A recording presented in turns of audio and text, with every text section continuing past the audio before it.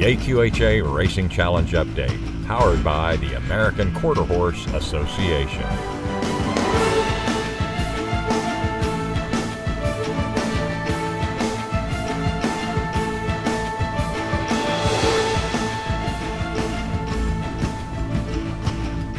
Hello and welcome to a special Championships preview edition of the AQHA Racing Challenge Update.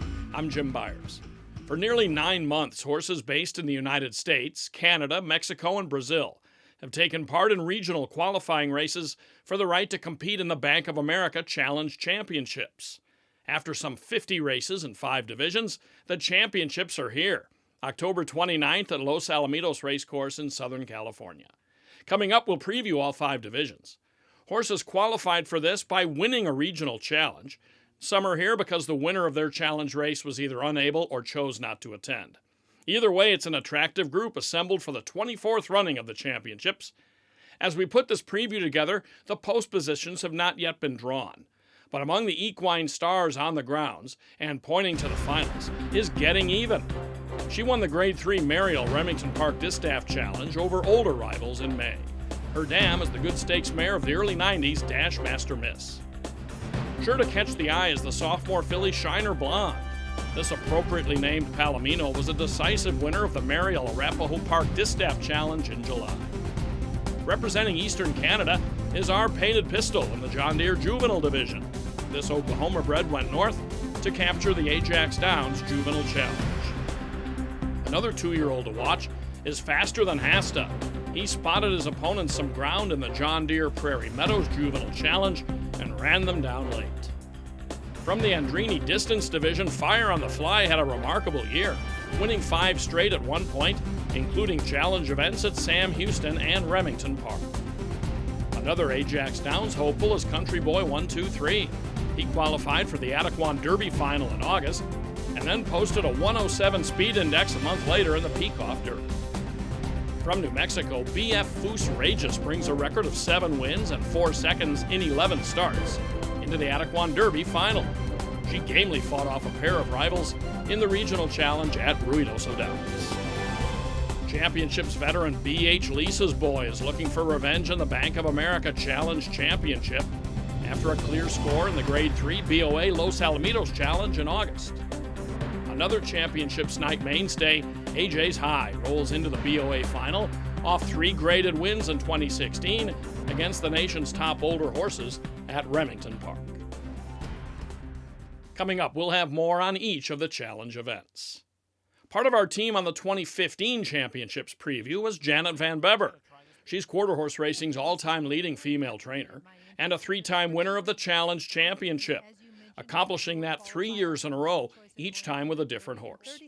You might have seen her here as host of Raceview Network's Inside. Now AQHA's Chief Racing Officer, Janet found some time to talk with us about how she brought horses up to the championships. When I trained, I started my planning in January of that year. I would look at where I expected the regional races to be and separate my stellar horses so they weren't competing against each other and point them towards different regions. And then in the event I was blessed to win that particular region to get an invite back to the finals, then I factored their whole remaining part of the year so that they would go into that finals fresh. I didn't want them competing heavily going into such an important race at the end of the year. I also planned when I shipped, I would ship out earlier than most of my peers so that they could get acclimated to the environment, maybe have a work over the surface, if not a race over the surface, so that they went into that important championship final prepared. We'll hear from Janet again later in the show. We're pleased to have Jonathan Horowitz as a contributor to our preview show. He's one of the AQHA Wrangler Racing Aces and track announcer at Arapahoe Park. He'll provide analysis and selections for the championships. Let's go to Jonathan now at Arapahoe Park outside Denver for his thoughts on the Grade 1 MERIAL DISTAFF Championship.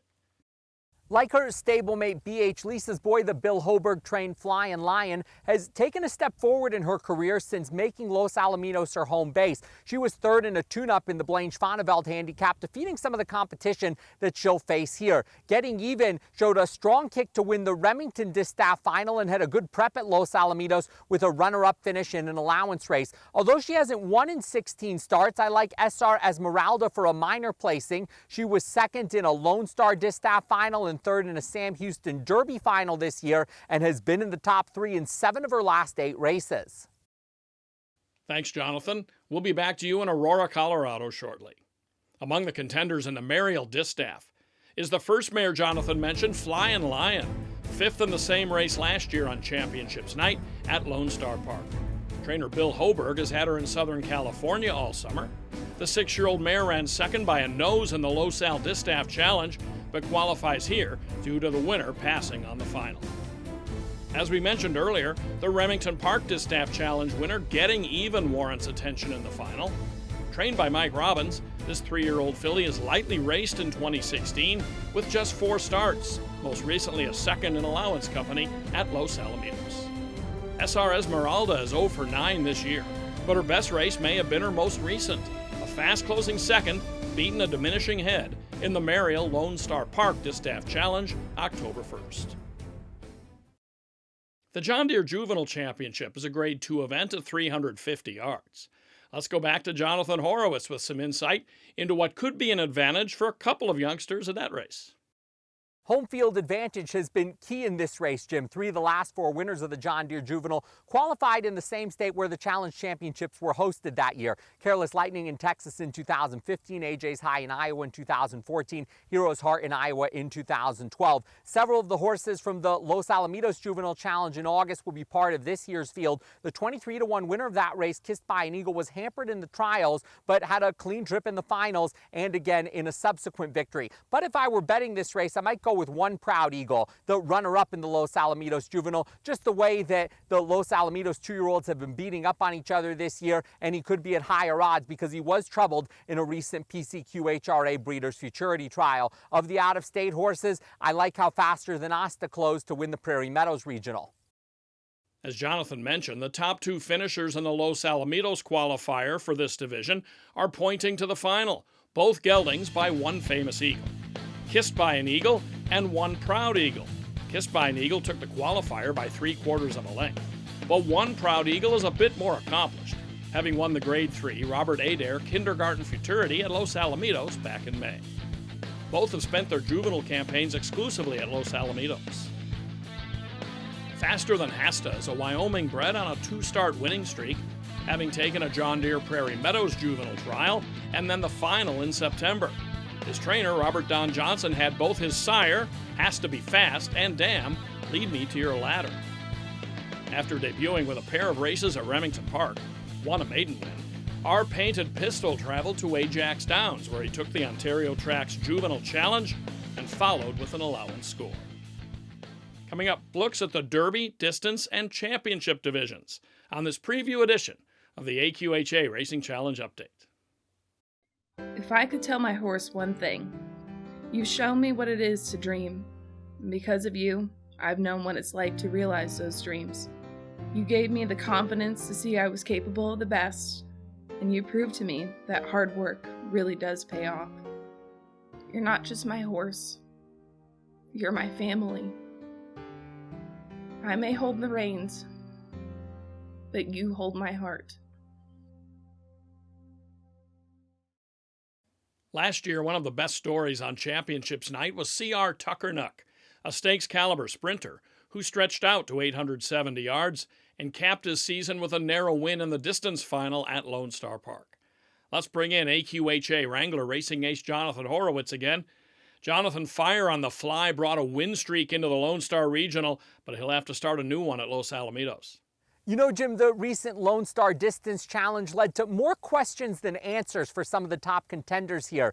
Fire on the Fly had his 5-race win streak snapped, but he was in tight quarters early and had to deal with a riderless horse late in that race. But I still think he's at the top of this division with regional wins at Sam Houston and Remington Park. Just a Little Rusty was that riderless horse, and he's scheduled to run here. He won the Remington Distance Championship earlier this year and just missed in the Bill Reed Memorial at Doso prior to his unlucky outing at Lone Star. There could be a rematch of the top 3 from the Albuquerque Downs Regional. Streak and Zoomer won that race by a clear margin over CJ's Rock Solid and Just a Little Rusty, and merits strong consideration as well.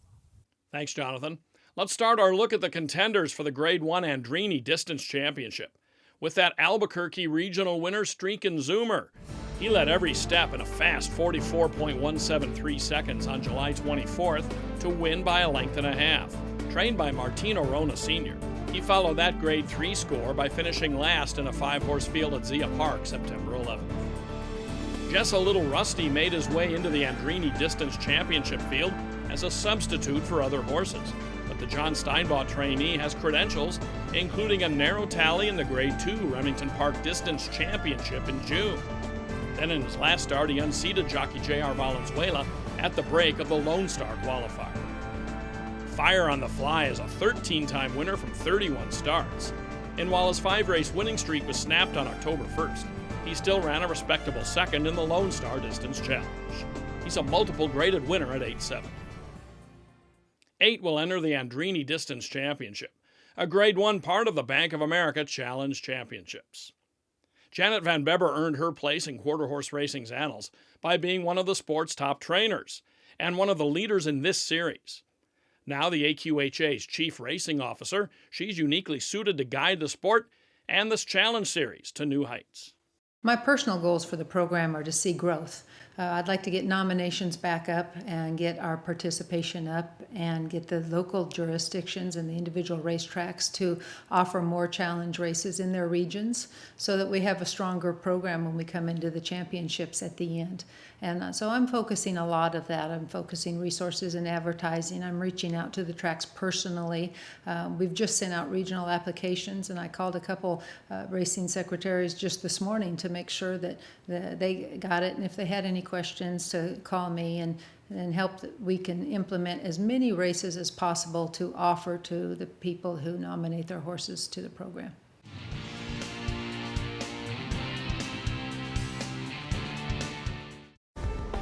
The American Quarter Horse Association reminds all horsemen that Racing Challenge weanling enrollments are due December 31st. Lifetime enrollment is just $300 for weanlings and $600 for yearlings, making your horse eligible for any Racing Challenge, Bonus Challenge, and Maiden Challenge event. Each fall, regional qualifiers meet in the $1.1 million Racing Challenge Championships. Mark your calendar now. Racing Challenge enrollments are due December 31st. 3-year-olds will square off at Los Alamitos in the Grade 3 ADEQUAN Derby Championship. Let's return to Colorado for a look at that. Jonathan Horowitz, how do you see this one shaping up?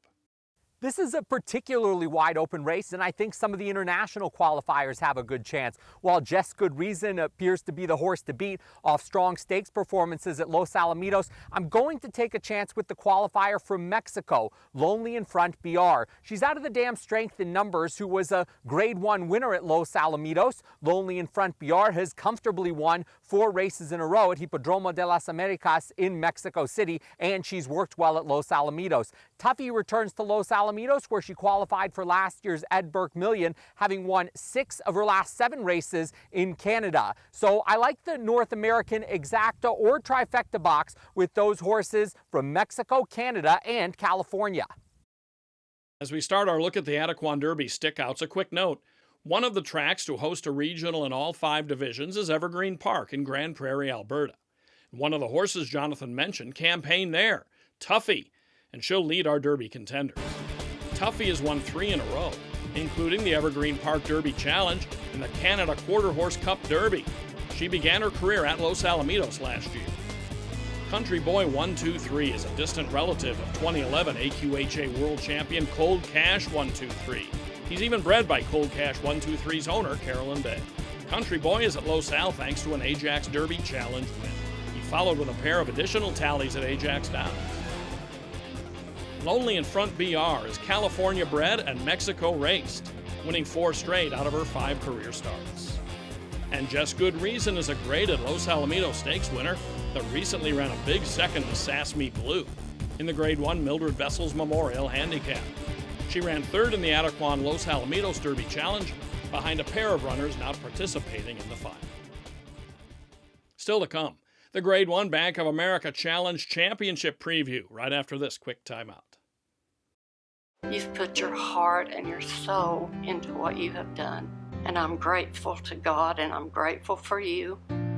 You have made possible things that I would have never dreamed. I look forward to what you're going to do in the future, and I just want you to know that with every footstep and with every heartbeat, I'm there.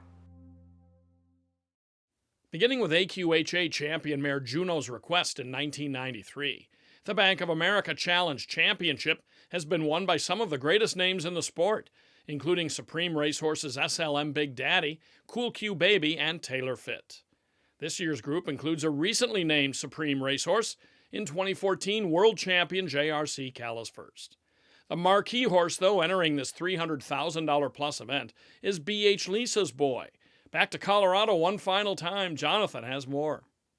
Thanks, Jim. BH Lisa's Boy has really excelled since switching his home base from the Pacific Northwest to California. He'll have home court advantage as an impressive qualifier from Los Alamitos. His recent second by just a half length to reigning world champion He's a Dash of Fire puts him up there with the best in the country. Eyes of Famous Eagle has run well in his 2 previous challenge appearances, 3rd in the 2014 ADEQUAN Derby and 2nd in last year's Bank of America Championship as a 42-1 long shot. AJ's High is a good shot to become the first winner of the John Deere Juvenile as a 2-year-old to capture the Bank of America Championship as an older horse, and I wouldn't count out 2014 world champion JRC Callis First, but he must overcome a 3-race losing streak.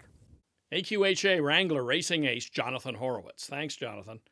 The Grade 1 Championship features a couple of horses very familiar with the championships program. BH Lisa's Boy ran 5th in the BOA Challenge Championship last year as a 3-year-old. As Jonathan mentioned, he prepped this year at Los Alamitos and won its Grade 3 Challenge qualifier, followed by consecutive runner-up finishes to world champion He's a Dash of Fire in a pair of Grade 1s, the Go Man Go and Robert L. Boniface Los Alamitos Invitational. Eyes of Famous Eagle ran 2nd at huge odds in last year's BOA Championship. He's back, compliments of a score back in May in a regional at Turf Paradise.